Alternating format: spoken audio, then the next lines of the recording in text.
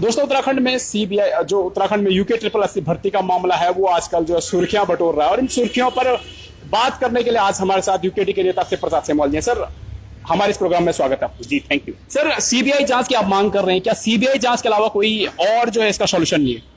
देखिए, हमें जिस तरीके से सरकार का अब तक का स्टेप है उसके अनुसार सरकार की मंशा पे सवाल खड़े होते हैं। जो बड़े अधिकारी हैं उनकी जांच सरकार ने दे दी है विजिलेंस को, और सरकार जब खुद कह रही है कि एसटीएफ अच्छा काम कर रही है, 35-36 गिरफ्तारियां हो चुकी हैं, तो आखिर क्या कारण है कि एक ही केस, एक ही यूके ट्रिपल एससी भर्ती परीक्षाओं के पेपर लीक का मामला आपने दो पार्ट में बांट दिया। जो छोटी मछलियां हैं उनकी जांच आपने दे दी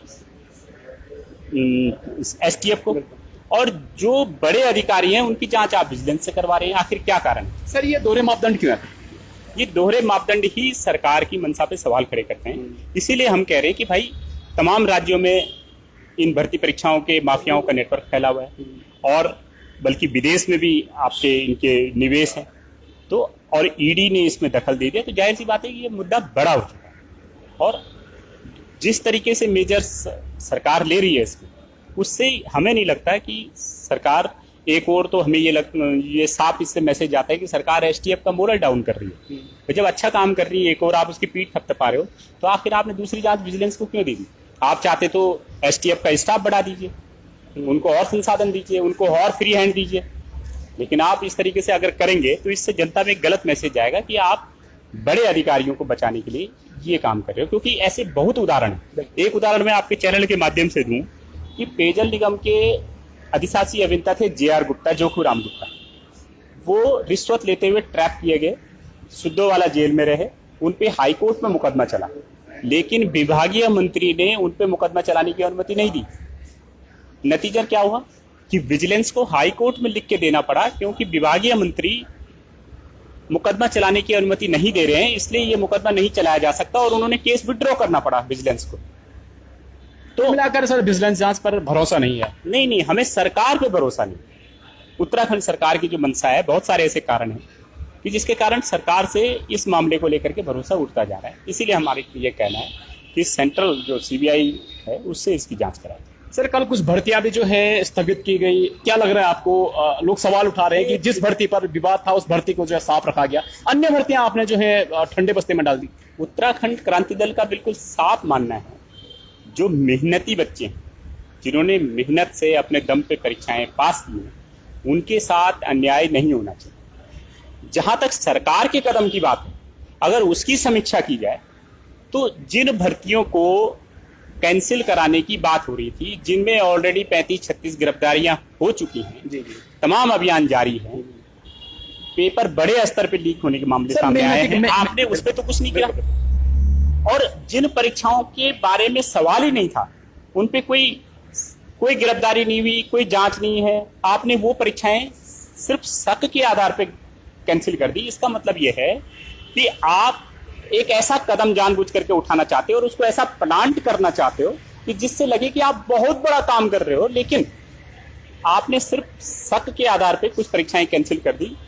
ये एक गलत बात है। हमारा तो ये कहना है कि परीक्षाएं कोई भी कैंसिल मत करो। आपके पास टेक्नोलॉजी है, एसटीएफ है, सीबीआई है, विजिलेंस है, आप तमाम बातें करते हो, तमाम अत्याधुनिक वो हैं, और आप तमाम गिरफ्तारियां कर भी रहे हो जो उन्होंने भी गलत किया है।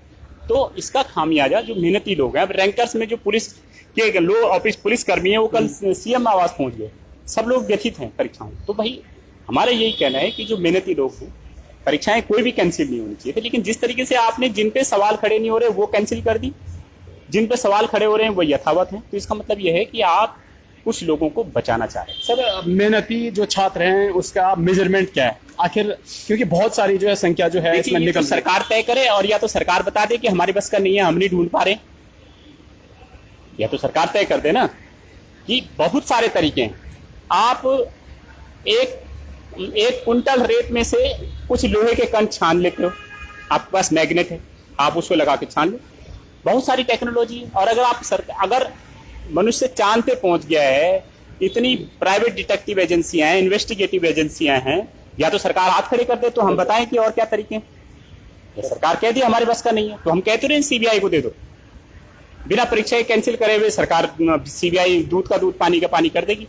तो ना तो आप वो काम कर रहे हो जो हम मांग कर रहे हो, और ना आप वो अपना काम ढंग से कर रहे हो। आप कभी परीक्षाएं कैंसिल कर रहे हो, कभी कोई जांच विजिलेंस को दे रहे हो, कभी कोई एसटीएफ को दे रहे हो। जाहिर सी बात है इस तरीके के कदमों पे सरकार की सत्यनिष्ठा संदिग्ध होती है। सर, अब जो परीक्षाओं का जो आयोजन है लोक सेवा आयोग को दे दिया गया है, तो क्या आपको क्या लग रहा है, क्या पारदर्शिता बनी रहेगी? देखिए, लोक सेवा आयोग जो यूकेपीएससी है, उस पे क्या सुरखाव के पर लगे हुए। ड्रग कंट्रोलर की भर्ती में तमाम एविडेंसों के बावजूद कोई कार्रवाई नहीं हुई घोटाले में। उनके खुद के जो सदस्य हैं लोग यूकेपीएससी के, उन पे एक महिला ने उत्पीड़न का आरोप लगाया, वो 2019-20 से घूम रही है, उस पर कोई कार्रवाई नहीं हुई। ऐसे तमाम घोटालों के आरोप प्रवक्ता भर्ती से लेकर तमाम भर्तियों में लगते रहे, उन पे कोई कार्रवाई नहीं हुई। तो ऐसी क्या सुरखाव के पर है कि जी आपने कह दिया कि यूके ट्रिपल एससी नहीं कराएगी, अब यूकेपीएससी कराएगी।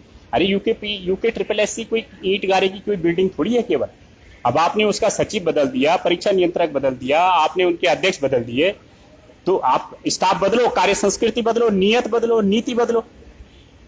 अब आप अगर केवल बोलोगे कि साहब ये परीक्षा नहीं कराएगी और यूकेपीएससी कराएगी, तो यूके ट्रिपल एससी क्या करेगी? वो केवल बैठ के तनख्वाह लेगी, जिस तरीके से लोकायुक्त कार्यालय 7-8 साल से बैठ के तनख्वाह ले रहे हैं। कोई काम नहीं है लोकायुक्त कार्यालय में, आप केवल तनख्वाह दे रहे हो। ऐसे आप यूके ट्रिपल एससी के अधिकारी कर्मचारियों को तनख्वाह दोगे। फिर दूसरी बड़ी बात है कि जो यूकेपीएससी है, खुद यूपी हर साल पीसीएस की परीक्षाएं कराता है। यूकेपीएससी ने अपनी कितनी पीसीएस की परीक्षाएं नहीं कराई, कितनी परीक्षाएं पेंडिंग है वहां पे।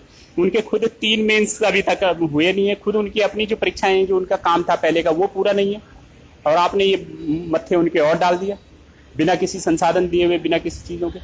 ये तो फिर पूरे 5 साल तक परीक्षाएं नहीं हो पाई। सर, मैं रोकना चाहूंगा आपको। सर, भर्ती प्रक्रियाओं में धांधली लंबे समय से बनी हुई थी, तो आपको क्या लग रहा है कि इस समय पर ये धांधलियां जो है सुर्खियों में आई, साफ हो पाए, इन पर जो है कहीं ना कहीं जो है इन पे कार्रवाई की बात होगी? घड़ा भर जाता है तो फूटी जाता है। हो सकता है कि जो तमाम स्टूडेंट हैं, आपको याद होगा कि 2017 में भी, पहले भी लोकसभा चुनाव के टाइम पे भी, और आजकल एक वीडियो भी वायरल हो रहा है जिसमें प्रधानमंत्री जी कह रहे हैं भर्तियों में घोटाले के बारे में कि हमारी सरकार आ जाएगी तो घोटाले नहीं होंगे। और लोग जो बच्चे चिल्ला रहे हैं मोदी मोदी मोदी उनकी सभा में, वो सारे इन भर्ती परीक्षाओं से पीड़ित हैं।